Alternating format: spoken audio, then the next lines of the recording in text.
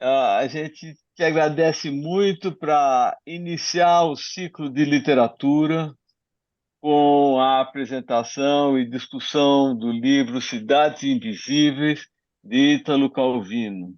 Esse livro você nos propôs, você está iniciando esse ciclo, muito legal, e eu pediria que você se apresente rapidamente, porque pode ter gente que não te conhece, e queria te informar que nós vamos gravar e colocar no YouTube, então ver se você topa, se tudo bem, e pode dar sequência. Muito Tá, bom. eu, bem, Vamos as pessoas que me conhecem, já vão fazer uma breve síntese.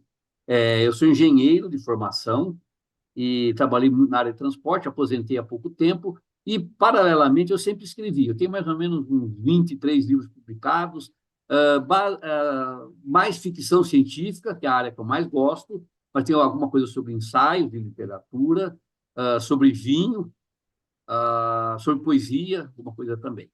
É,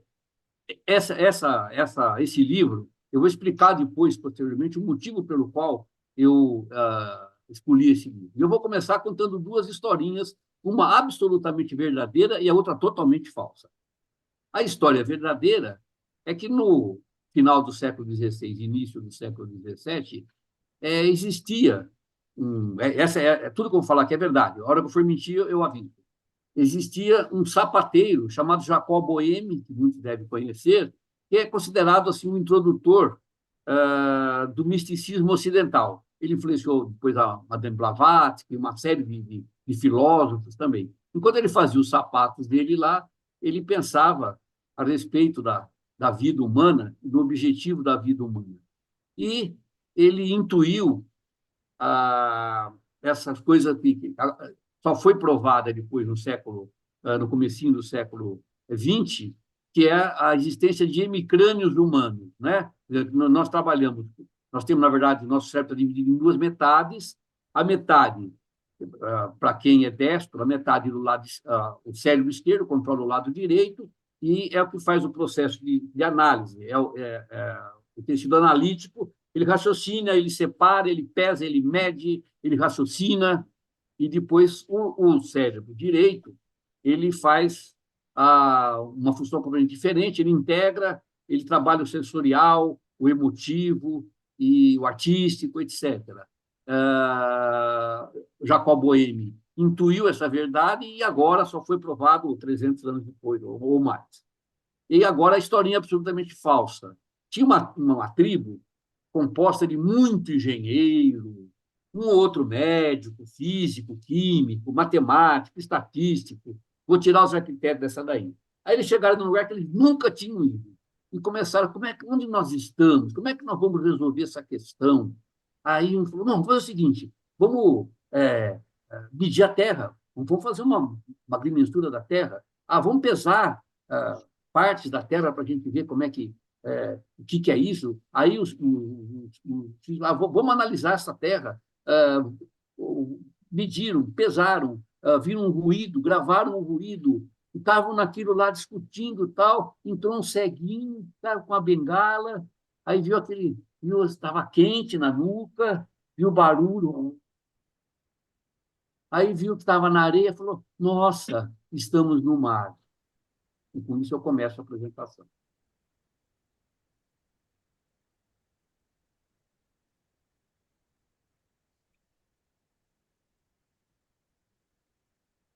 Bom,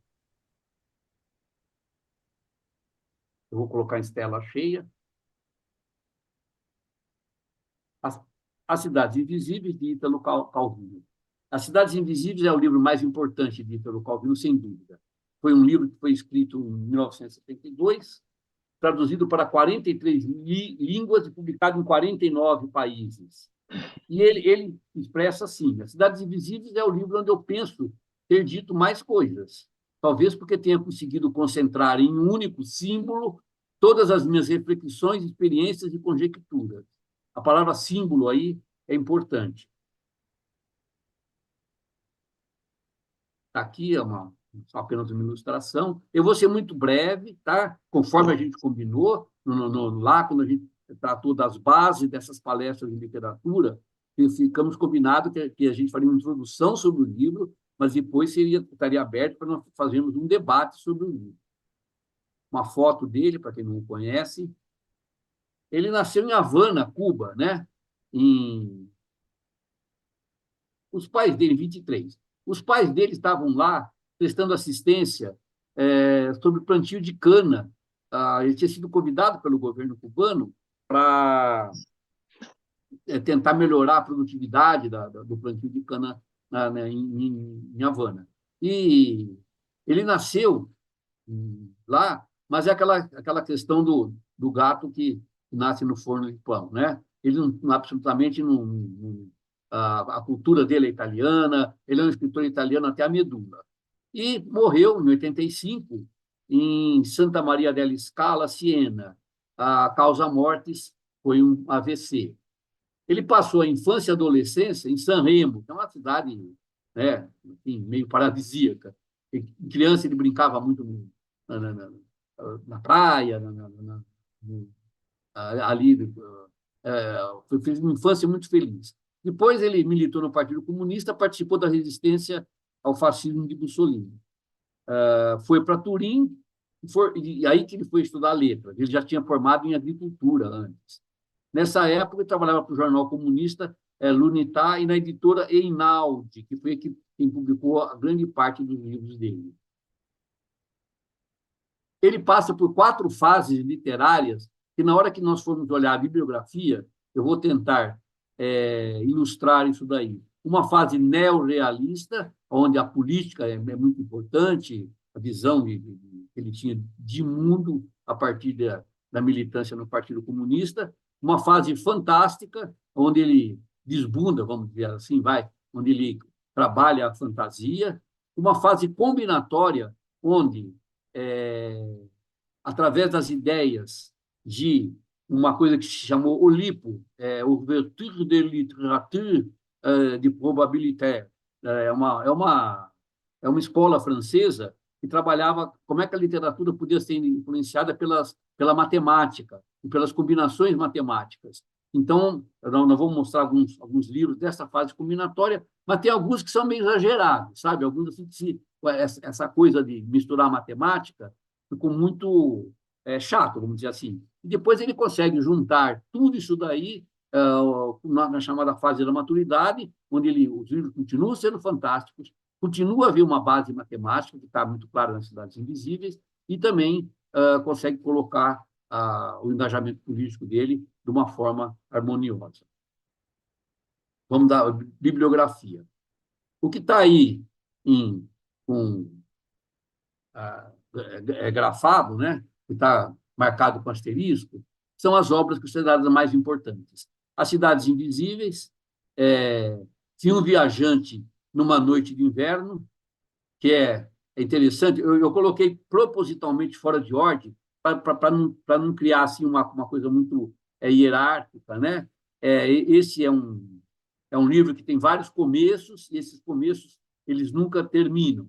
As Cosmicômicas, que é ficção científica, vamos falar assim, embora mistura muito fantasia com ficção científica, e a gente já viu aqui a diferença entre elas numa outra apresentação que eu já fiz, mas tem um conto desses Cosmicômicas que já vale o livro, né? O primeiro conto, que é uma pura fantasia, e de que maneira a Terra estava ligada na Lua, é um conto maravilhoso que é muito interessante. Marco Valdo, As Estações, é muito engraçado. A vida de um operário na cidade e as observações como é que a natureza ela acaba se miscuindo na vida da cidade. E é muito, muito bacana.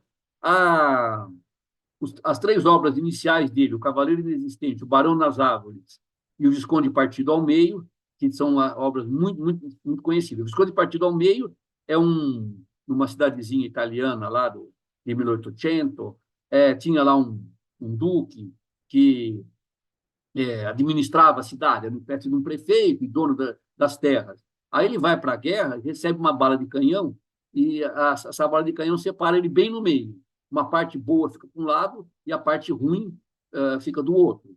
Aí eles duelam e a população inteira torce para que a parte boa domine, se seja vencedora.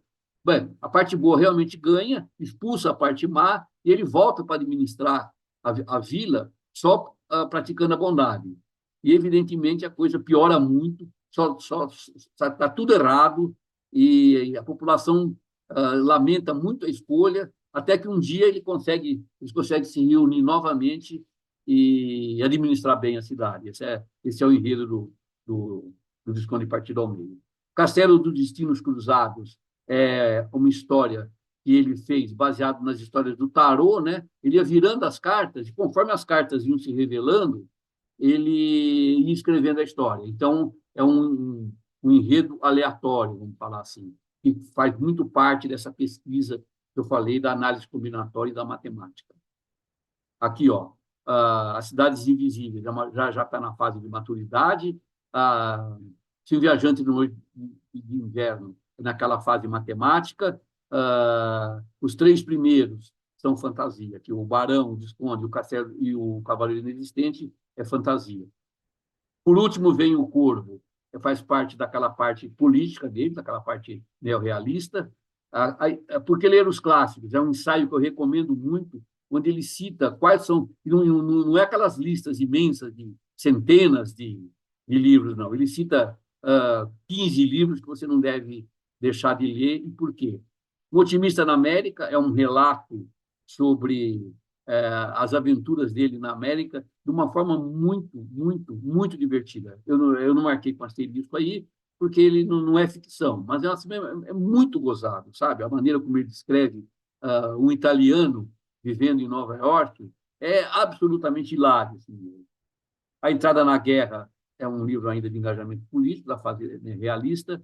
Perde quem fica zangado primeiro, uma fábula. Mundo Escrito, Mundo Não Escrito é uma coletânea de textos.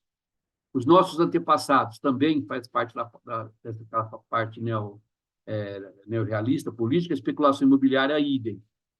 Os Amores Difíceis faz parte da fase de análise combinatória. O General na Biblioteca é um livro que foi recolheram contos que as editoras recusaram.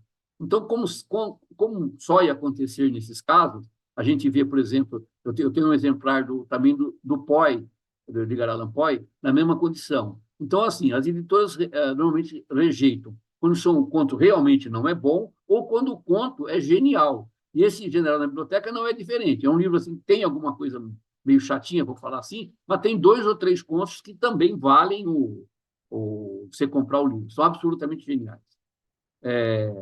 Fábulas Italianas. É muito bacana para quem tem filho. Então, isso foi um trabalho de colheita que ele fez na Itália inteira e depois transformou num livro. E mais os livros que estão aí. Eremita em Paris, A Trilha dos Ninhos de Aranha, que é o Caminho do sobre política, O Caminho de San Giovanni. Contos Fantásticos do século XIX, também recomendo. Ele só faz a apresentação dos autores, mas seleciona os contos, faz a recomendação. Salomar é muito, muito divertido, em especial para pessoas da nossa geração. Por quê?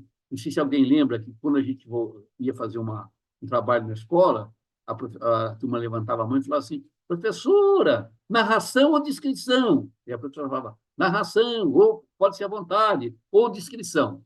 Então, assim, ele conta que a ideia nasceu dessa ideia, né, da professora levantar e falar assim: não, hoje é só descrição. Na descrição você não pode mentir, né? Você tem que descrever alguma coisa existente, alguma coisa factual. Então, é uma série de continhos onde ele descreve animais e descreve comércios. E o conto não, desculpa, o trabalho, né, não é ficção, onde ele descreve uma queijaria na França, é antológico, né? Imagina descrever uma queijaria, aquela miríade de queijos de diversos tipos, e ele vai criando um ambiente, é sensacional, é uma aula de literatura e uma aula de divertimento, porque a obra do Calvino é uma obra de fruição, uma obra de gozo, uma obra de alegria. Bom, vou falar também, por último, em 6 propostas para o próximo milênio. Esse é um livro famoso, porque para algumas pessoas, eu até comentei naquele encontro presencial que a gente teve, Oxford, desde 1930, ela convida um autor para dar 6 aulas magnas lá na faculdade, dentro de uma coisa que se chama Charles Eliot Norton Poetry Lectures. Então, assim, não só literatura, já chamou músicos, como Schopenhauer, já chamou arquitetos famosos, engenheiros famosos, chamou pessoas de diversas áreas para dar 6 aulas magnas. As aulas que existem em português, as aulas que foram dadas pelo Jorge Luiz Borges, é um livro espetacular. Existe também as 6 lições que foram dadas por Humberto Eco, e o Calvino, ele propôs 6 aulas, deu 4, escreveu 5. Por quê? Porque ele morreu antes. Então, ele chegou a dar 4 presencialmente, e a última ele deixou escrita, a quinta ele deixou escrita, e a sexta ele nem chegou a escrever, embora ele chegou a apontar, né? Leveza, rapidez, exaustão, visibilidade e multiplicidade, os capítulos desse livro. Qualquer pessoa que faça engenharia, arquitetura, literatura, teatro, tem que absolutamente ler esse livro, onde ele, na verdade, ele faz uma proposição do método de como escrever. Agora, passando ao livro propriamente dito, da Cidade Invisível, vamos primeiro tentar captar aqui a estrutura do livro, né? São 9 capítulos, cada um abre com um pequeno prefácio e também é fechado com um pequeno pós-fácio. O prefácio e o pós-fácio normalmente são conversas entre o Marco Polo e o Kublai Khan. O primeiro e último capítulo apresentam 10 cidades, os outros 7, 5. Então, 7 vezes 5, 35, com 20, 55 cidades. Essas 55 cidades, elas estão divididas em 11 núcleos. E cada núcleo desse apresenta 5 cidades diferentes. As cidades e a memória, as cidades e o desejo, as cidades e os símbolos, as cidades delgadas, as cidades e as trocas, a cidade e os olhos, as cidades e o nome, as cidades e os mortos, as cidades e o céu, as cidades contínuas e as cidades ocultas. Elas vão também, quem observar direitinho, vai ver que elas estabelecem uma sequência que tenta lembrar a ordem de Fibonacci. Uma coisa assim, havendo uma soma gradual de elementos que vão ser inseridos na trama. Quais são as tipologias de cidades que o livro apresenta? Os arquitetos que estão aqui participando. Ele apresenta cidades reais da época em que Kublai Khan e Marco Polo realmente viviam e que eles conheciam. Todo mundo que leu sabe que o livro nasce a partir do encontro entre Marco Polo e Kublai Khan, e o Kublai Khan cobra de Marco Polo que visite as cidades que pertenciam ao império dele, o Império Mongol, e que descreva essas cidades para ele.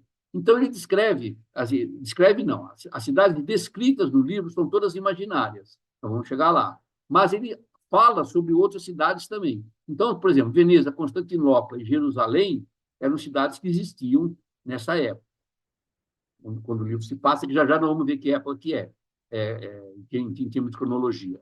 Cidades reais da época que Kublai Khan e Marco Polo viviam, mas que eles desconheciam. Por exemplo, cidade do México e Cusco. Estava no Império Azteca, que, evidentemente, eles não poderiam conhecer naquela época. Cidades reais que não existiam mais dentro da época que Kublai Khan e Marco Polo viviam. Por exemplo, Jericó e Ur, né? São cidades, Jericó e Ur são cidades babilônicas. As 55 cidades que são reais dentro da narrativa. Aí, coloquei alguns exemplos. Zaira, Irene, Isadora, e engraçado que tem Olinda, né? E uma cidade que chegou depois a ser real. No Brasil, nós temos Olinda. Cidades que serão reais no futuro longínquo. Nova York, Los Angeles, Amsterdã. Cidades que são imaginárias em qualquer época. Por exemplo, Utopia, Atlântida. E negativas, como Enoch e Brave New World, que, na verdade, é um romance sobre uma cidade distópica, não utópica, né? Quando se passam as ações que estão narradas no livro, tá, através do processo de interpolação, nós podemos mais ou menos precisar. Por quê? Kublai Khan nasceu em 1215 e viveu até 1294. Marco Polo nasceu em 1254 e viveu até 1324. Kublai Khan, porém, reinou entre 1260 a 1294. Marco Polo chegou à China e Mongólia apenas em 1275, tendo ali permanecido por 17 anos. Fazendo um conjunto de intersecção dessas datas, o mais provável é que o romance se passe entre 1275 e 1292, ou seja, no final do século XIII. Nós vamos agora tentar ver quais são as possibilidades de leitura e como é que outras pessoas viram esse livro, para depois a gente comparar com a nossa visão. A semiologia trata que esse livro pode ser lido pelo eixo sintagmático ou paradigmático. O que é um eixo sintagmático de uma leitura?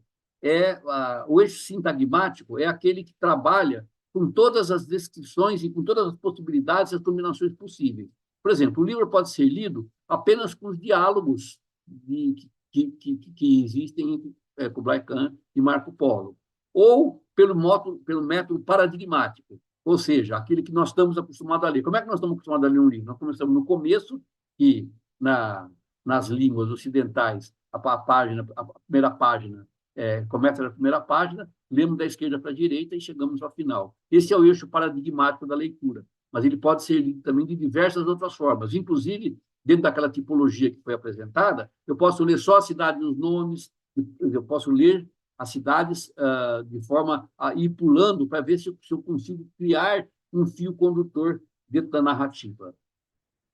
Essa ideia que foi apresentada aqui rapidamente, ela fez parte de uma tese de doutorado, que está aqui, Leitura Semiótica da Cidade de Ítalo Calvino, e a autora está aí, Adriana Alice Precioso. Quem quiser, eu posso mandar, ou pesquisa no Google, aparece com clareza.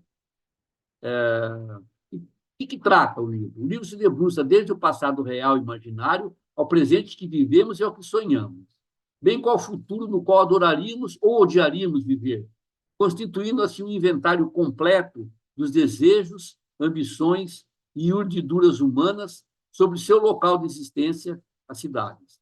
Os seres humanos que estão no meio urbano estão todos é uma tentativa de tentar representar a todos esses seres humanos. Um olhar de arquitetura, vou ser breve aqui, mas esse arquiteto Evandro Gigiati Monteiro, ele, para aqueles 11 grupos, ele cria uma forma de descrever as cidades agrupadas da seguinte maneira: as cidades e o nome, é uma identidade e sentido de lugar. As cidades e a memória, a presença do sítio e a influência do passado. As cidades e o desejo, a motivação inconsciente e a ação sobre a memória. A cidade e os símbolos, a linguagem da subconsciência coletiva e a imagem da cidade. As delgadas, a busca pelo desprender da terra, a negação da imobilidade. A cidade e as trocas, a relação entre os habitantes. As cidades e os olhos, a visão individual e os engodos. As cidades e os mortos, engessamento, ciclo, fim de ciclo. As cidades ocultas, a natureza humana em sua dualidade. As cidades contínuas, antropofagia, destruição do meio. As cidades e o céu, o ideal de perfeição e o cosmos. Evidentemente, para fazer esse trabalho, ele fez uma leitura daquela que eu falei, sintagmática, ou seja, ele leu os capítulos para cada uma, ele agrupou as cidades em 5, foi e tentou achar o denominador comum para esse grupo de cidades. Aqui uma ilustração que ele fez, desculpa que não consegui encontrar uma melhor, mas dá para a gente ver como é que ele estruturou as cidades numa forma de fazer um mapa, que já foi tentado fazer também, né, Carlos, para o Dante também, houve uma tentativa também de fazer um desenho dessa forma, e outro desenho dele também. Bom, vamos agora olhar um olhar da academia, né? Como é que a academia, como é que a literatura, a Academia de Literatura consegue representar? É uma espécie de reescrita. Il Milione foi um livro que realmente existe, né? Um livro real, do Marco Polo, em que ele próprio descreve a cidade do seu império a Kublai Khan. Quando ele voltou à Mongólia, da China, na época, Marco Polo escreveu um livro contando. E tinha tanta coisa, tinha tanta aventura, que esse livro recebeu o livro de Il Milione, ou seja, 1 milhão de coisas. Essas cidades não existem senão na imaginação de Marco Polo, vivem apenas dentro das suas palavras. Para Calvino, a narração pode criar mundo, mas não pode destruir os infernos dos vivos que nos rodeiam. Para combatê-lo, como sugere a conclusão do romance, nada mais se pode fazer senão valorizar o que o inferno não é. Em Cidades Invisíveis, a exposição dos mecanismos combinatórios da história torna-se ainda mais explícita do que aquela do Castelo dos Destinos Cruzados. Eu falei que era aquele que ele usa a estrutura do tarô. São segmentadas em pequenos trechos que se sucedem dentro de um quadro. Cidades Invisíveis, na verdade, é composto por 9 capítulos, cada um dentro de um quadro unitário, nos quais ocorre o diálogo entre o imperador dos Tártaros, Kublai Khan e Marco Polo. São narradas descrições de 55 cidades segundo núcleos temáticos. Essa complexa construção arquitetônica visa a reflexão do leitor sobre os métodos composicionais da obra. Nesse sentido, Cidades Invisíveis é um romance altamente metatextual, pois induz reflexões sobre si mesmo e o funcionamento da narrativa em geral. Vamos agora, já terminando, vamos ver um olhar da ilustração. Essas ilustrações agora são de Karina Puente, é uma arquiteta e desenhista peruana.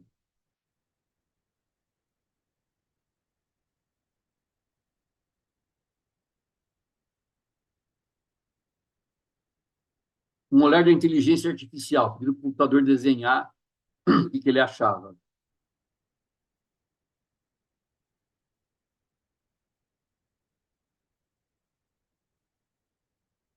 O olhar dos capistas, agora.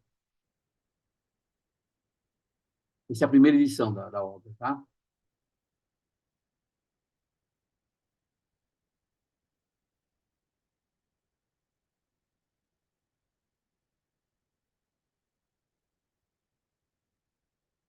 Essa é a nossa capa brasileira, muito sem graça, né?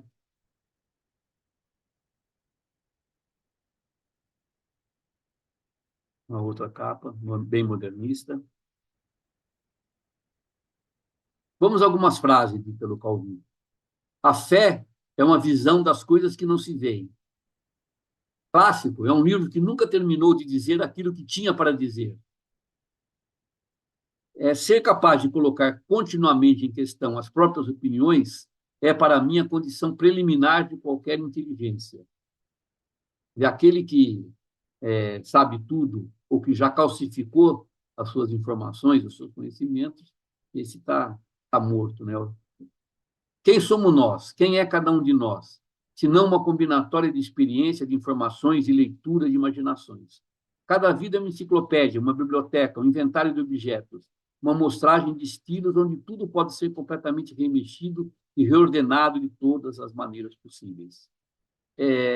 Agora eu vou dar uma visão pessoal, e vamos abrir, então, conforme prometido, a ideia era fazer em meia hora uma apresentação sobre o livro e passar para que ocorra um debate sobre as pessoas que leram e o que acharam, a gente trocar uma ideia. Eu, particularmente, acho que esse é um livro muito, assim, foi escolhido por mim por sacanagem, realmente, porque é um livro de difícil apreensão, mas não de difícil leitura. Nós temos que separar muito bem essas duas coisas. Como é que é a estrutura do livro?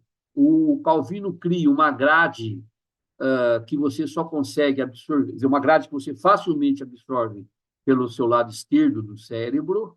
Então, o livro tem uma estrutura rígida, formal, consciente, estruturada, articulada, hierárquica, muito clara, e esses interstícios de espaço que sobram são preenchidos com material que você só consegue absorver pelo seu lado direito do seu cérebro. Então, se você não fizer uma análise integrativa entre esses dois conteúdos, o seu livro se torna realmente muito difícil. A tentativa de fazer um resumo do livro é uma coisa quase impossível. Por quê?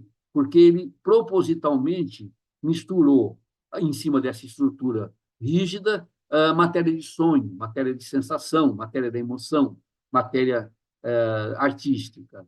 É por isso que o livro é difícil, em especial para nós que vivemos numa sociedade onde apenas o lado esquerdo do cérebro é que funciona.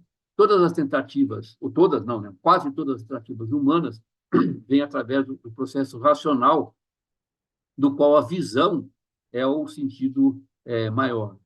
Nós ouvimos pouco, nós cheiramos muito menos, pouco também dos sabores, dos aromas. Nós tentamos captar o mundo através de um processo analítico e não dá certo. Então, aquelas pessoas que acharam que o livro é difícil, na verdade, vão concordar comigo, é um livro que praticamente não tem nenhuma palavra difícil, não é um livro, assim, também sintaticamente tão complicado como a leitura do Saramago, por exemplo. Ele, ao contrário, é um livro muito simples, sintaticamente e morfologicamente. A dificuldade está, né, desse tecido de sonhos que o livro acompanha. Eu depois, assim, posso passar aí alguns livros que estão totalmente ancorados, que só podem ser lidos pelo lado direito do cérebro. Então, se esse é difícil, você imagina alguns romances que existem que não podem ser lidos pelo lado esquerdo. O lado esquerdo fica absolutamente inerte e não consegue perceber o que está acontecendo. Eu estou justamente lendo dois livros que têm, de propósito, né? Estou lendo esses dois livros para tentar ver se a gente consegue passar a fazer essa integração cerebral.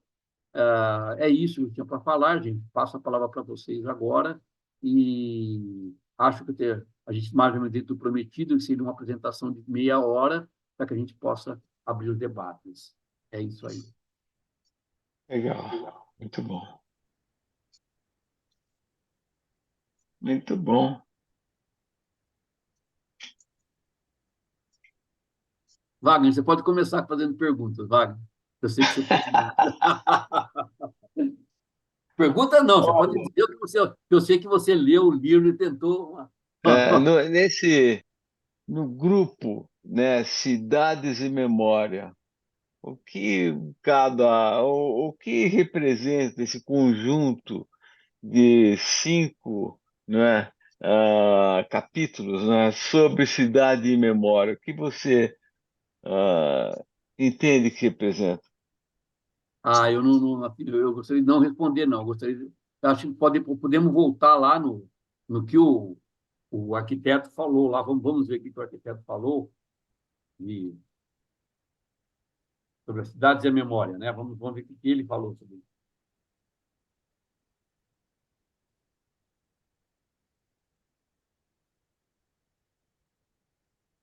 É a presença do sítio, né, no sentido de local, e a influência do passado. Na verdade, é isso. São as recordações que existem nas cidades, né? As cidades enquanto objeto do pensamento. Aqui tem o capítulo 1, a cidade e memória. Daí vem. Partindo dali e caminhando por 3 dias em direção ao levante, encontra-se Diomira, que é o nome da cidade, né? Cidade com 60 cúpulas de prata, estátuas de bronze de todos os deuses, ruas lajeadas de estanho, um teatro de cristal, um galo de ouro que canta todas as manhãs no alto de uma torre. Todas essas belezas o viajante já conhece por tê-las visto em outras cidades. Mas a peculiaridade desta é que quem chega numa noite de setembro, quando os dias se tornam mais curtos e as lâmpadas multicoloridas se acendem juntas nas portas das tabernas, e de um terraço ouve-se a voz de uma mulher que grita: é levado a invejar aqueles que imaginam ter vivido uma noite igual a esta e que, na ocasião, se sentiram felizes. Lindo, né? É, é interessante. Aí parece assim, dá uma ideia de prazeres, de aventura, né? Dá uma sensação, enfim, e de recordar o passado. Sim, isso Parece aqui. algo É. nostálgico, mas enfim. Enfim, para pescar isso daí não é simples. Roberto, vamos lá. Bom, primeiro, parabéns pela apresentação que você fez, Ivan. Realmente é muito interessante. Eu confesso, apesar de eu me considero um leitor bastante assíduo com a leitura, né? Eu leio bastante. Mas confesso que esse livro eu li há alguns anos atrás, e desde aquela época eu realmente fiquei com uma série de dúvidas. Então, se eu for externar todas as minhas perguntas, eu não vou deixar ninguém mais falar, então eu vou fazer algumas. Primeiro, por que que você acha que todas as cidades têm nome de mulher? Eu reparei isso, todas as cidades têm nomes femininos, de mulheres. Será alguma coisa proposital do Calvino? É, eu vou te responder também com um raciocínio assim, que eu acho, né? Não, Na claro, a tua verdade, opinião. as cidades são como as mães, né? Quer dizer, não poderiam ter nome masculino realmente, né? Cidades não têm umas características de paternidade. A cidade acolhe, a cidade recebe, a cidade embala, a cidade sonha, são todas características femininas, é como eu penso. É, eu acho que talvez você esteja certo, mas a cidade também repele muita gente que vem lá do Nordeste, por exemplo, e não recebe acolhida. Mas, eu não estou sendo contra, mas é um argumento. É, Cidades Invisíveis, você acha que elas inspiraram outros livros de literatura fantástica ou não? Nada a ver. Não, acho que sim. Eu acho assim que essa introdução, porque assim, lembra que eu cheguei a comentar que depois daqueles, quando a gente fez a apresentação de Teatro Absurdo, eu cheguei a comentar muito en passant que o romance tinha chegado no final do século XIX e no início do século XX, o romance chegou num beco sem saída, né? Dá para escrever melhor que Dostoiévski, Tolstói, Balzac? É difícil, né? Difícil. Difícil, porque realmente, assim, do ponto de vista realista, vamos dizer assim, o romance estava esgotado. Aí tem o chamado aí, novo romance francês, que é Georges Perec, se alguém já leu, esse daí, então, então, né, Lúcia? Esse daí é muito difícil de ser. Por exemplo, vou dar um exemplo. Ele narra um edifício e o que acontece em cada um dos apartamentos, mas de uma forma meio aleatória também, que existe assim centenas de personagens que vão se entrelaçando. Se você tentar fazer uma captação pelo racional desse, chama A Vida, Modo de Usar, o nome do romance, você fica absolutamente louco. Então, o romance chegou num ponto onde ele tinha que caminhar, só restava para caminho dele a fantasia, a imaginação, o sonho. Do ponto de vista da realidade humana, praticamente a comédia humana do Balzac, ele também é uma opinião, evidentemente, né? Mas eu acho que essa obra, com 35 volumes, ela, vamos falar assim, ela encerra aquilo que pode acontecer na humanidade, né? Do ponto de vista Verdade. da beleza de narrativa, da concisão, do estilo. Então, é isso daí. Então, a fantasia, não diria esse livro, mas a fantasia é uma porta de caminho para a criação de uma nova literatura, assim como foi a decomposição da imagem, foi um novo caminho para a pintura a partir do advento da fotografia e do fim do realismo. Verdade. Olha, eu vou falar mais um pouco, depois eu passo. Eu acho, essa é uma opinião totalmente pessoal minha. Eu acho que a maioria, se não todas as cidades grandes, são cidades invisíveis. Eu vou te dar a minha visão, que pode estar absolutamente errada, mas é uma opinião, a minha visão. Por exemplo, eu fui outro dia almoçar na casa de um amigo meu. Ele mora, acho que no 12º, 13º andar, aqui em São Paulo, num bairro vizinho ao meu, né? E Aí eu assomei a janela, fui na janela e fiquei olhando para baixo. Pô, é o bairro vizinho. Eu, para mim, não conhecia nada. Para mim, aquilo que eu via era tudo novo. Então, uma descrição que eu fizesse daquilo seria uma descrição de São Paulo, mas é uma cidade invisível para mim.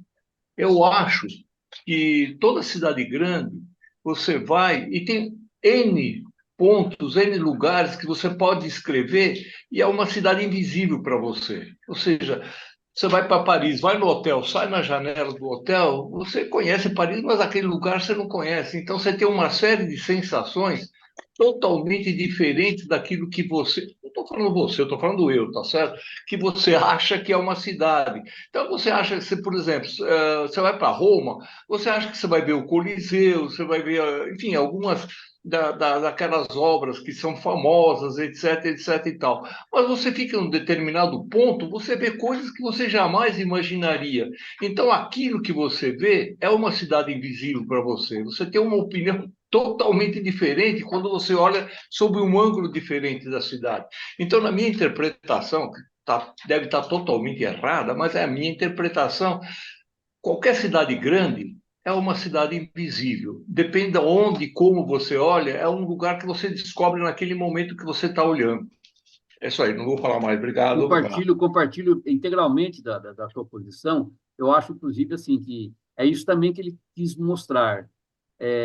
As cidades, elas estão cada vez mais dissociadas de um contato da realidade de seus cidadãos entre si, né? Então, assim, o que você falou, você vai a Roma, aí você se encontra pedaços e a narrativa do Calvino também, ela cria sensações e pedacinhos de cidades que você já visitou. Eu me lembro uma vez que eu estava em Toledo, e ao virar uma esquina, é uma cidade muito movimentada, tem muito turista lá, né?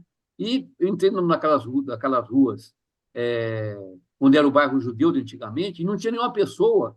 E eu comecei a andar e comecei a não ver gente, me bateu um desespero, porque eu me senti transportado para uma época passada. Evidentemente que existem vários romances, assim, até séries da Netflix, mas assim, me aquele desespero de ver que aquele pedacinho da cidade era um pedaço absolutamente antigo que podia estar em qualquer outra cidade do mundo. É isso mesmo, Roberto. Eu acho assim que, e para fechar, antes de passar a palavra para a Jaqueline, assim, de certa maneira também eu acho que o livro não, ele não tem uma captação racional. É a mesma coisa assim, se a gente for tomar um sorvete, por exemplo, de limão, e terminou de chupar o sorvete, você perguntar assim, mas o que você sentiu? Lógico, você pode decompor, falar, não, senti uma acidez, senti gelado, senti... Mas continuará sendo uma coisa prazerosa ou não. Você gostou ou não. Esse é o tipo do livro, realmente ele não tem não dá para fazer uma captação dele através do seu lado racional, através de um resumo. Isso é que incomoda, isso que eu queria passar para o grupo. Incomoda essa dificuldade, porque nós estamos acostumados a refletir e a só dar valor para as coisas que são racionais. Quando entra a matéria de sonho, é muito mais difícil. É isso aí, Ivan. Obrigado. Obrigado. Jaqueline. Jaqueline. Desculpa, Rony. Está sem som, Jaqueline.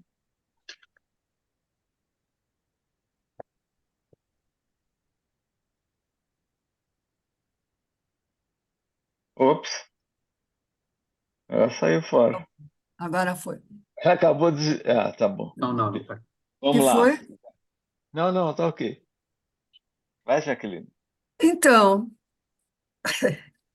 eu achei, eu fui lendo de novo, eu já li há muito tempo atrás, era como se eu não tivesse lido. Eu voltei nele agora e eu comecei a me sentir, ao ler o livro, um pouco numa estrutura circular, não bem circular, mas como é que chama? Labiríntica, não? Como se fosse um labirinto, quer dizer, porque ele repete as coisas, mas repete diferente.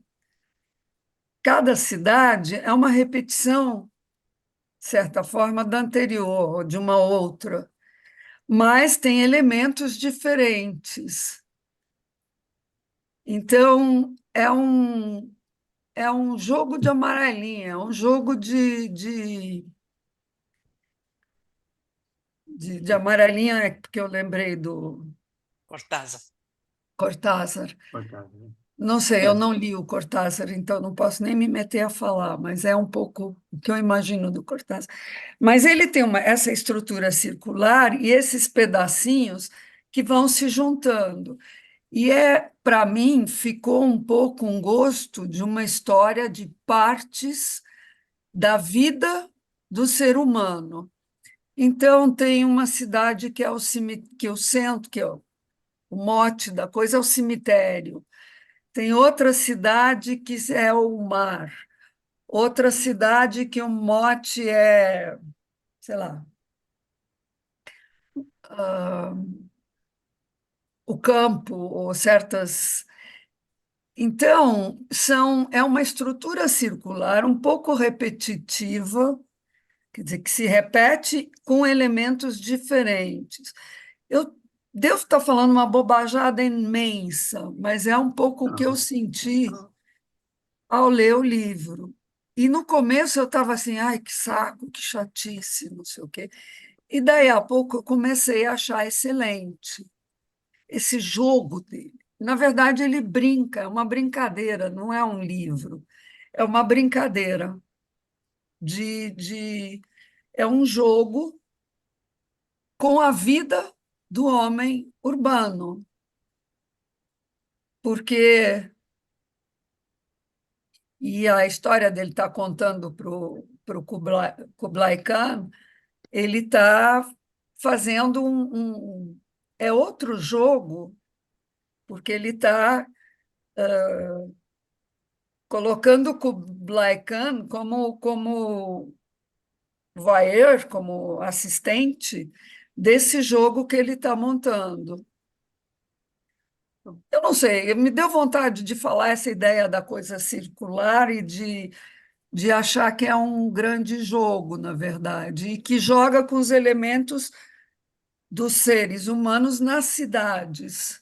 Ele não está contando as cidades, cada cidade, ele está contando de elementos de cada cidade. Não sei se eu Concordo plenamente, Aquilino. Eu falei acho um monte de assim. bobagem. Não, tá tudo certo. Assim, eu sintetizaria a tua fala em dois movimentos: a estrutura labiríntica e Labiríntica, isso. a parte lúdica. Acho que todos nós estamos de acordo com essa sua análise. Muito bom. Carlos,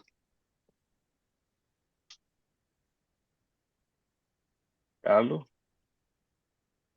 Assim, Eu vou ver se eu consigo não falar bastante também, porque tem muita coisa para falar. Bom, primeiro, é impressionante a criatividade do Ítalo Calvino, mas, para mim, essa criatividade foi ficando meio monótona à medida que o livro ia avançando. Não porque ele repetia as coisas, mas porque ele, vamos dizer, insistia em descrever. Por outro lado, eu vi a dificuldade que eu tive em descrever pessoas que eu admiro, e ficou muito interessante que o Calvino me ensinou uma coisa, que eu não preciso descrever através de exemplos, basta descrever através de visões. Esse é o primeiro comentário. O segundo comentário é a tradução, que é muito boa. Eu li alguma coisa em italiano original, tentei traduzir por mim mesmo, e eu vejo que a tradução do Diogo Mainardi é excelente. E realmente não fica devendo o original. Uma terceira coisa sobre o nome das mulheres, eu acho que há dois tipos de cidades que fica muito claro, né, que só poderiam ter nome de mulheres. Aquelas que são metade assim, metade assado, né, e as outras que são assim, mas também em determinados casos poderiam ser assim. Então eu achei muito interessante essa colocação de nome de mulheres, e nos outros 9 tipos eu realmente, talvez por não conhecer o sexo oposto tão direito como eu deveria, eu não consegui achar essas outras características. Aí, finalmente, umas frases que eu achei maravilhosas, que que marcaram, e infelizmente eu não registrei em que capítulo elas ocorrem, mas enfim. Uma delas é: se cada cidade é como um jogo de xadrez, o dia que eu chegar a conhecer as regras, eu vou conhecer verdadeiramente o meu império, mesmo que eu não consiga conhecer todas as cidades que ele contém. É do Kublai, né? A outra é pelo lado do sonho, né? Como o próprio Marco Polo diz. Tudo que é imaginável pode ser sonhado, mas também o sonho menos esperado é um problema que esconde um desejo, ou o seu contrário, o medo. A cidade como o sonho são construídas de desejos e de medos. Eu achei interessante essa. A outra é do tipo: você não precisa conhecer, essa eu não marquei, as 7 maravilhas, os 777 maravilhas da cidade. Basta o que você vê. E aquela que mais me chamou a atenção, além do... Não, tem mais uma. Tem aquela que o Marco Polo descreve uma ponte, pedra por pedra. E aí o Kublai pergunta: qual é a pedra que sustenta a ponte?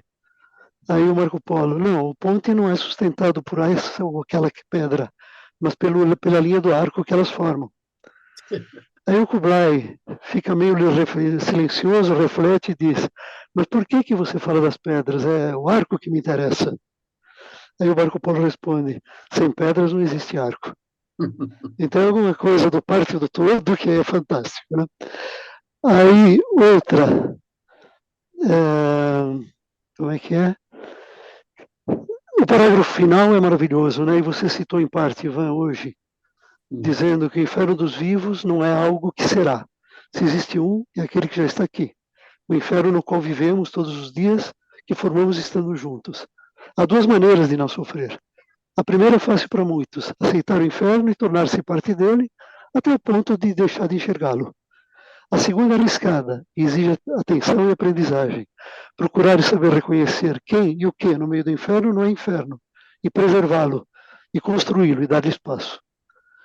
E aí, finalmente, uma que eu achei sensacional, pelo menos no meu modo de ver a vida nesse momento, né? Chega um momento da vida em que todas as pessoas que conhecemos, os mortos são mais numerosos que os vivos. E a mente se recusa a aceitar outras fisionomias, outras expressões. Em todas as faces novas que encontra, imprime os velhos desenhos. E para cada uma descobre a máscara que melhor se adapte. Era isso. Carlos, só posso agradecer a sua lúcida interpretação do livro, viu? Eu te sugiro que você leia, e, se eu conseguir ler, que tem, não tem bem 10% de italiano que você tem, é um otimista, um otimista na América, em italiano, você vai morrer de rir das coisas que estão lá. Vale muito a pena ler esse livro escrito por ele. Obrigado, Ivan. Deixa eu fazer uma última pergunta. Você tem ideia de por que o Calvino grupou as cidades em 11 tipos, mas não representou os grupos? Pelo contrário, houve algum tipo de sorteio. As cidades do mesmo grupo não estão tão distantes umas das outras, então a memória ainda as atinge. Mas se deixasse tudo junto, não seria mais fácil? Eu li alguma coisa, porque eu li algumas teses acadêmicas sobre o livro para tentar extrair alguma coisa. Alguém fala que a estrutura é uma estrutura semelhante à sequência de Fibonacci. Ele apresenta um, depois soma mais um, quando aí o 2 ele muda e vai assim por diante. 2 mais um, ele vai criando. As cidades têm uma estrutura, a ordem de aparição em cena delas é um processo matemático. Isso aí precisaria a gente. Aí, Carlos, então, bom exercício tentar ver se é verdade isso daí. Mas eu li. É verdade. Né, que elas vão tendo uma estrutura que, a partir do momento que você apresenta um, depois repete aquela, e assim vai. A apresentação dela segue uma ordem de uma sequência numérica. E não seria mais fácil ter tudo que é parecido junto? É isso que eu fiquei confuso. Quer dizer, se eu acho que houvesse 11 capítulos, né? Cada um com 5 cidades, você não pode seria ler mais essas fácil a leitura? cidades separadas, né? Eu percebi isso no fim, é uma pena. Muito bom. Olha, tem uma frase interessante aqui, pegando as frases aqui. Triunfo sobre os soberanos adversários nos faz herdeiros de suas prolongadas ruínas. É bem interessante. Vamos lá. Então, Pedro,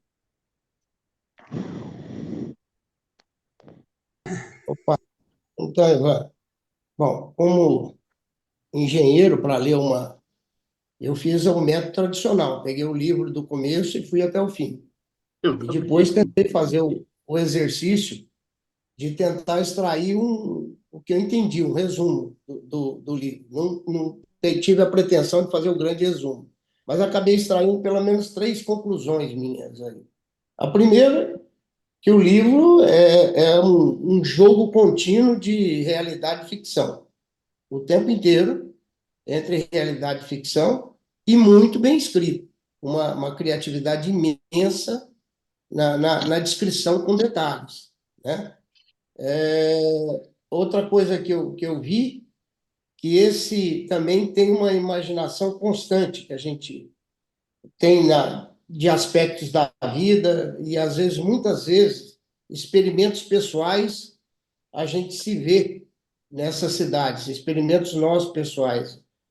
Temos a gente sente a percepção de ter passado por situações semelhantes, andando em cada cidade. Eu me vi muitas vezes, pô, já visitei uma cidade que eu senti que no livro parece que estava descrito, de alguma forma, alguma descrição dessas situações ou descrição. E, finalmente, eu cheguei à conclusão, e aí você me esclareceu, que eu olhei só para o lado, o lado esquerdo ou o lado direito. Eu não sei que lado, é o racional. Porque tem muito de um exercício sempre puxando do racional, assim, um pouco para o filosófico. Uma coisa que eu confesso que eu fiquei com dificuldade de juntar as duas pontas muitas vezes. A gente tentava sempre o racional. Foi isso que eu extraí da leitura do livro. É evidente que tem todas essas frases, essas coisas, que são coisas que a gente poderia um compêndio de coisas ótimas, até lições escritas. Mas eu tentei interpretar o livro e a minha interpretação ficou nisso. É isso O aí. Pedro, Pedro, acho que a sua interpretação foi ótima e o que você trouxe para nós também é enriquecedor. Acho que é isso daí mesmo. Quer dizer, a nossa abordagem, a nossa tradicional abordagem é através daquilo que eu falei lá do método paradigmático. Nós lemos do começo ao fim e tentamos fazer uma sinopse. Quando a gente percebe que isso é impossível, você começa a passar, então, para a fruição. Quem nunca não se viu numa cidade estranha de sair para descer, por exemplo, do hotel e passar por uma situação daquelas que o livro expõe, né? Acho que é perfeito o que você falou, concordo também plenamente. Adrina, Eu queria, Wagner, você está com o livro aí dele? tô. Eu também. Então, é o seguinte, eu tô sem o livro aqui, mas eu li, mas eu não estou aqui com o livro no momento. Eu queria, por favor, que você lesse no fim da primeira parte, quando ele está contando para o sultão todas as cidades, chega uma hora que na última frase o sultão pergunta, mas aí, quando você vai me passar as chaves para entender aquilo que você está me dizendo? Quando é que você vai me passar a fórmula? E aí ele responde. E a última frase, essa resposta, você conseguiria me ler, por favor? Mas seria em que capítulo? É É no no capítulo. começo, quando você começa a ler o livro, ele começa a contar para o sultão um monte de coisa, e é tudo desconexo. E o sultão não entende nada. Mas aí o sultão, no fim, diz assim: mas quando você vai me dar a chave para eu entender aquilo que você está me falando? É como se fosse a introdução, é o Ah, fim da introdução. Olha, tem logo no capítulo primeiro. Oi, fala. Eu achei uma passagem parecida. Olha, não sei se é essa que ela está se referindo, que fala assim: o Império, pensou Kublai, talvez não passe de um zodíaco de fantasmas da mente. Quando conhecer todos os emblemas, perguntou a Marco Polo, conseguirei possuir o meu império finalmente? E o veneziano, não creio nesse dia, não creio nesse dia. Vossa Alteza será um emblema entre os emblemas. Isso. É a última frase essa? Quando É a fecha última frase não é do livro, não, né? Mas é uma Não do frase. livro, dessa parte dele. Sim, Quando sim, ele é a fala, última é a frase. última frase. Qual Tá. capítulo? Exato. Qual capítulo? Depois das cidades Delgada 1, peraí, vou ver o capítulo aqui. Não, é logo no começo do livro. É logo no começo. É logo no começo. Quando ele conta as viagens para o sultão. É a última frase que o sultão fala para ele. É a única resposta que ele dá no livro. Porque só tem uma frase que está no livro. É o pós-fácil do capítulo 1, vale. Isso. Então, esse livro só tem... É página 26. 26, exato, Ângela. Esse livro só tem uma pergunta. É a pergunta do sultão para ele. E só tem uma resposta, que é essa resposta do sultão. E essa resposta é a chave que me fez entender o livro, pelo menos do jeito que eu entendi. Na realidade, a resposta que ele dá para o sultão, eu interpretei como sendo: cada um de nós tem uma fórmula, é uma estrutura, é um enigma. Quando a gente consegue entender o próprio enigma, a gente consegue entender o que ele escreve das coisas, entendeu? Então, quando, por exemplo, aquela cidade que ela é toda cheia de fios, porque quando você vai de um lugar para o outro, se cria um fio, e aí de tanto se formar fios, a cidade é abandonada, porque ninguém mais consegue andar na cidade, né? Quantas vezes uma relação humana, né, faz com que aconteça de tantos fios criados, né? Você abandona uma relação, por exemplo, sabe? Então, na realidade, são todas formas de representação dos próprios sentimentos humanos. Cada um de nós pode ser uma dessas cidades, entendeu? E entender o próprio enigma, né? É fazer com que você entenda melhor o que você vive, os processos que você está imerso e coisa e tal. É assim que eu entendi o Italo Calvino. Olha, sua análise está muito bonita, Andrinho. Sua análise me lembrou um poema do Wallace Stevens, que fala 13 maneiras de olhar o mel, onde ele apresenta 13 visões do mesmo pássaro. Quer dizer, nós estamos vendo aqui como cada pessoa enxergou dentro de um prisma a obra. Isso daí também tem muito a ver com a qualidade literária do autor, né? Porque já imaginou se nós lêssemos aqui e chegássemos na conclusão que todos nós achamos a mesma coisa, que tem história que você lê, né? É aquilo que é. Esse não, esse pode ser muitas coisas. A tua análise está bonita e acho que acrescenta uma visão diferente aqui à nossa discussão. Obrigado. Muito bom. Roberto. Não, olha, é exatamente dentro disso que a Andreina e o Ivan falaram, que como eu falei para vocês, eu li esse livro há muito tempo atrás, eu li em italiano. E, mais recentemente, eu dei uma olhada, assim, meio superficial, só para tentar dar uma recordada como era o livro.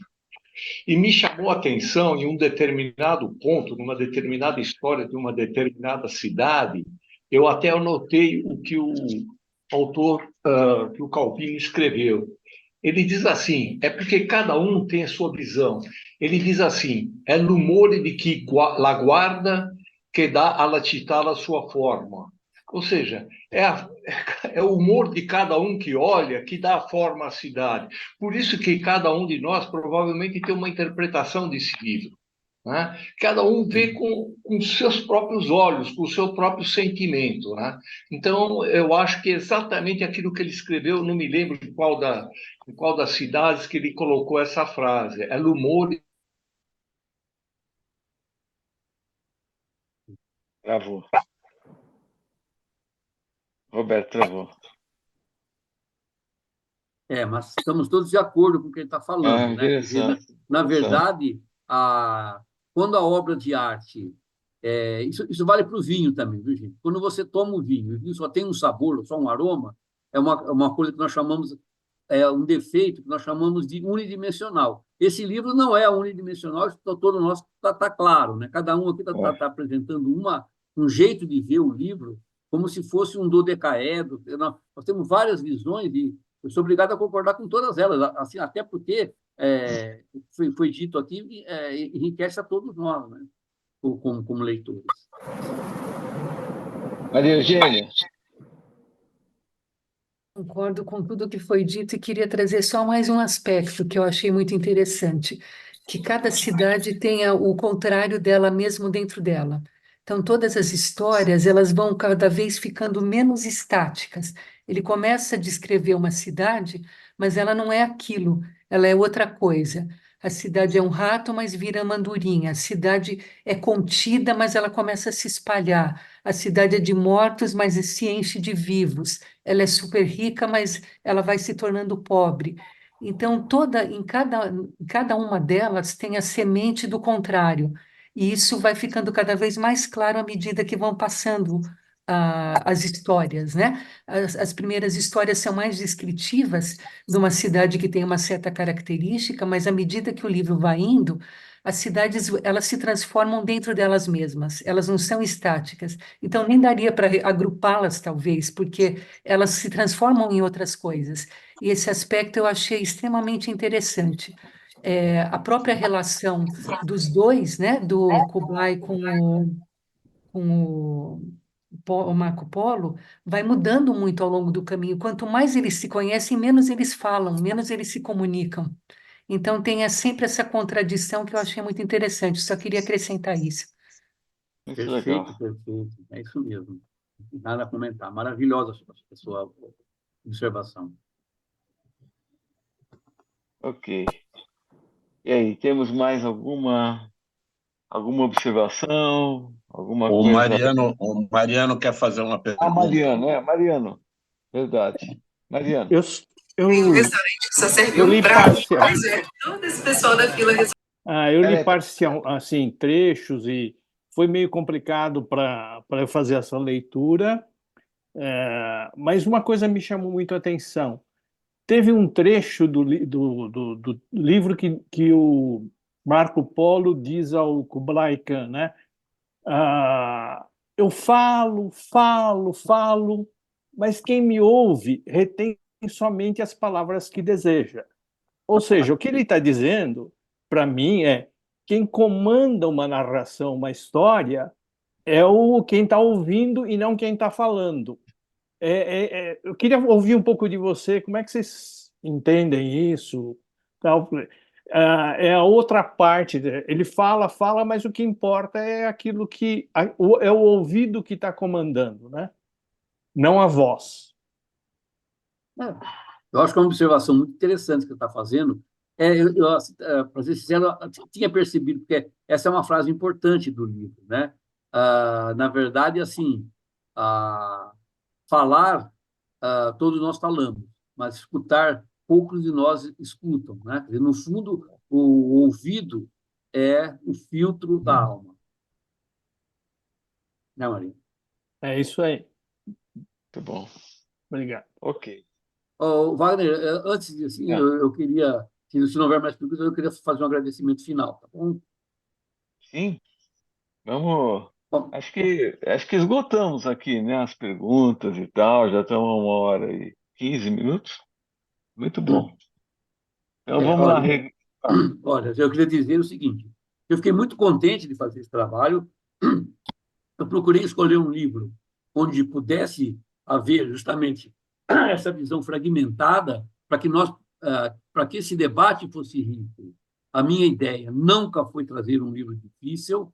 Fiquei até um pouquinho assim, meio chateado com alguns comentários, que é um livro difícil. Se eu quisesse trazer um livro difícil, que só eu lesse, que buscasse, por exemplo, teria pegado o Ulisses de James Joyce, vinha aqui e despejava 525 interpretações acadêmicas, todo mundo fala, puxa, esse cara aí é um gênio, e aí o intuito não foi esse, o intuito é de fazer alguma coisa que nos desse prazer ao grupo.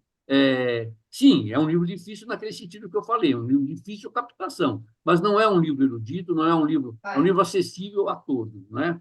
Então, nesse sentido, o trabalho foi muito gratificante para mim e as opiniões que foram expressadas aqui por vocês também me causaram grande alegria, porque por mais que a gente pense que ler um livro você consegue...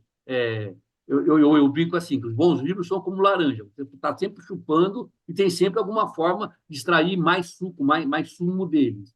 Isso ficou claro pela análise que vocês fizeram. Eu queria agradecer a todos de coração pelas intervenções, pelo debate, porque me deu muito prazer fazer esse trabalho. Obrigado, gente. Legal.